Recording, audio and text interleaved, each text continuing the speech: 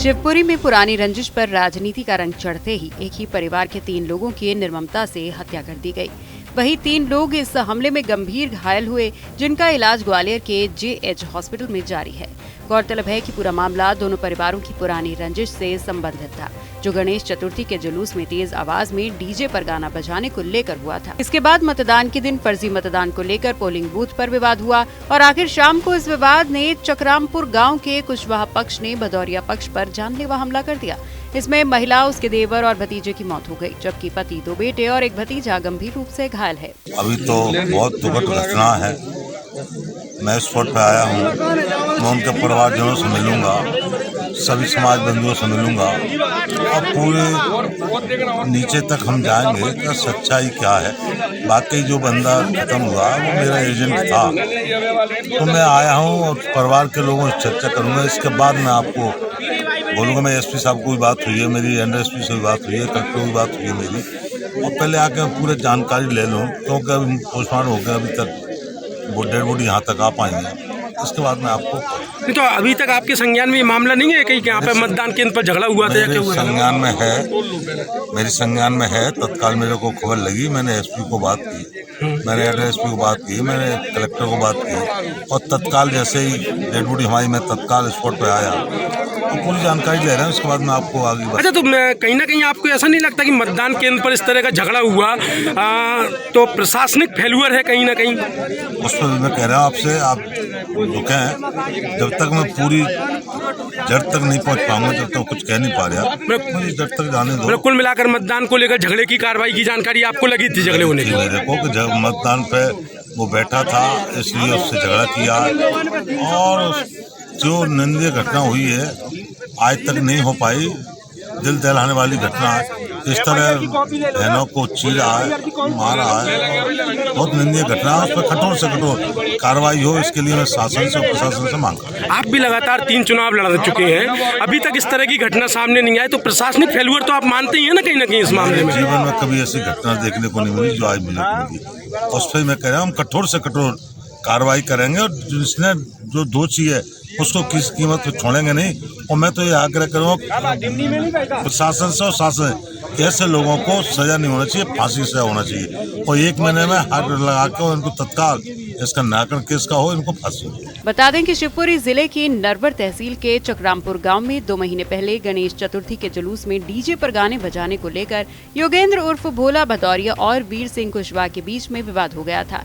तब दोनों पक्षों की शिकायत पर पुलिस ने क्रॉस FIR दर्ज कर ली थी। उसी विवाद की रंजिश ने मतदान के दिन 17 नवंबर की रात में लगभग 9 बजे के करीब योगेंद्र उर्फ भोला भदौरिया अपने बीमार रिश्तेदार को देखकर ग्वालियर से अपने गाँव चकरामपुर आ रहे थे। उसके साथ उनके चाचा और भतीजा भी थे। जैसे ही बोलेरो गाड़ी वीर सिंह कुशवाहा के घर के सामने पहुंची, उसी समय अखिलेश कुशवाहा, वीर सिंह कुशवाहा ने अपने 20 से 25 साथियों के साथ मिलकर भोला भदौरिया के परिवार पर हमला बोल दिया और वीर सिंह कुशवाहा ने गाड़ी पर पेट्रोल डालकर उसमें आग लगा दी।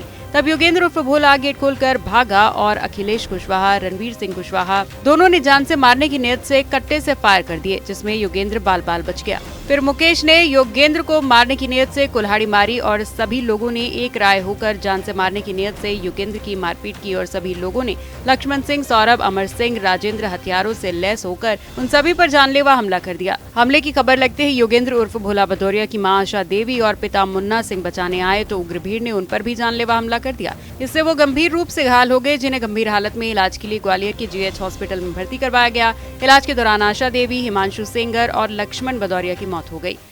थाना नरवर के ग्राम चकरामपुर में आज से 2 माह पूर्व वीर सिंह कुशवाहा व भोला भदौरिया के बीच डीजे पर गाना बजने के ऊपर से विवाद हुआ था, जिसमें दोनों पक्षों द्वारा रिपोर्ट की गई थी। दोनों की तरफ से थाना नरवर में FIR हुई थी। उसी रंजिश को लेकर 17/11/23 को रात्रि के 9 बजे विवाद हो गया तथा आरोपी वीर सिंह कुशवाहा आदि के द्वारा भोला सिंह भदौरिया की गाड़ी में पेट्रोल डालकर आग लगा दी तथा 7 व्यक्तियों को गंभीर रूप से घायल किया गया। हत्या करने की नीयत से फायर किए गए।